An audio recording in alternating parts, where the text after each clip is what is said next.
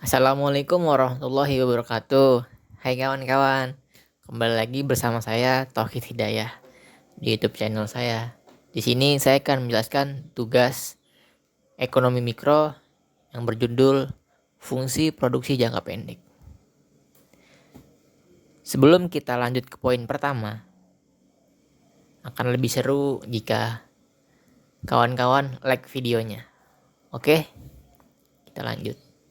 Produksi. Produksi sering diartikan sebagai penciptaan guna, yaitu kemampuan barang dan jasa untuk memenuhi kebutuhan manusia. Produksi dalam hal ini mencakup pengertian yang luas, yaitu meliputi semua aktivitas, baik penciptaan barang maupun jasa. Lanjut ke poin kedua. Fungsi produksi didefinisikan sebagai hubungan teknis antara input dengan output, yang mana hubungan ini menunjukkan output sebagai fungsi dari input. Fungsi produksi dalam beberapa pembahasan ekonomi produksi banyak diminati dan dianggap penting karena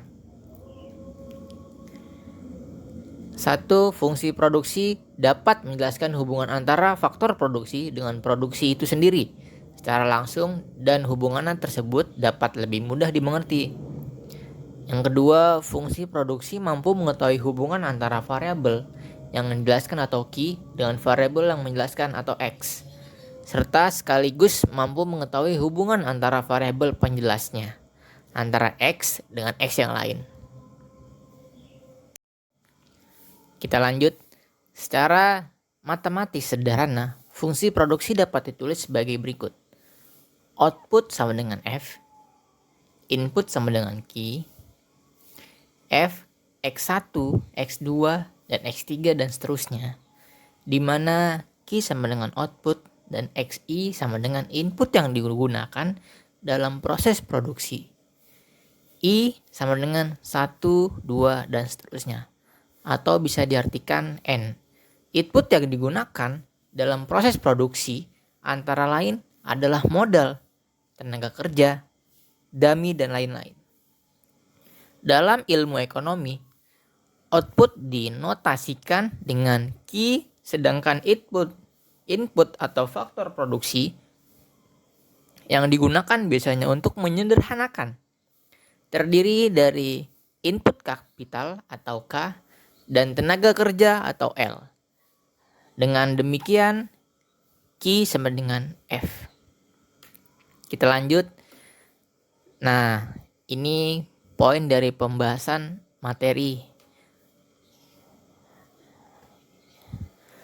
adalah fungsi produksi jangka pendek. Jangka pendek yaitu jangka waktu yang mengacu pada satu atau lebih faktor produksi yang tidak bisa berubah. Dalam jangka pendek, seorang produsen dapat mengubah input X1 yang digunakan dalam proses produksinya, akan tetapi tidak bisa mengubah input X2. Jadi, input X2 merupakan input tetap, sedangkan input X1 merupakan input variabel. Dalam hal ini, yang perlu diperhatikan adalah bahwa kurva total produksi dimulai dari titik origin, atau dengan kata lain tidak mempunyai intercept. Karena jika produsen tidak menggunakan input L sama sekali, maka outputnya juga 0. Tau Q sama dengan F, X1, X2, dan Xn, di mana Q output X1, X2, dan seterusnya. Xn sama dengan variabel dan Xn sama dengan tetap. Output dapat diubah dalam jangka pendek dengan melakukan penyesuaian terhadap sumber daya. Input variabel, tetap kurva atau scale, usaha adalah tetap dalam jangka pendek. Lanjut. Perubahan tingkat output dalam jangka pendek ini merupakan pula biaya yang terdiri dari dua kategori, yaitu biaya tetap dan biaya variabel. Biaya tetap terjadi karena adanya sumber daya tetap, dan biaya variabel terjadi karena adanya sumber daya variabel. Lanjut. Nah, di sini ada kurva biaya tetap dan biaya variabel jangka pendek. Di sini juga sudah jelas tentang arti-artinya. FC itu fixed cost, VC variable cost, dan key output. Dan juga VC short run fixed cost. Lalu SVC short run variable cost, dan K itu faktor produksi. Bisa dimengerti kawan-kawan? Kita lanjut. Nah, ini yang penting harus dicatat.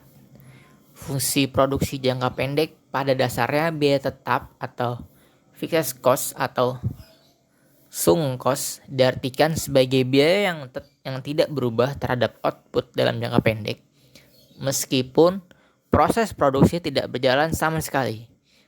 Biaya variabel atau variable cost didefinisikan sebagai suatu biaya yang berasal dari input variabel, sehingga jika input variabel tidak digunakan, maka output sama dengan nol, dan biaya variabel juga nol. Semakin banyak input variabel yang digunakan, output juga semakin naik, dan biaya variabel juga naik. Nah, sekian penjelasan dari materi yang sudah saya berikan. Terima kasih. Nah, dan jangan lupa kawan-kawan like, share, dan subscribe YouTube-nya. Terima kasih. Assalamualaikum warahmatullahi wabarakatuh. Bye kawan-kawan.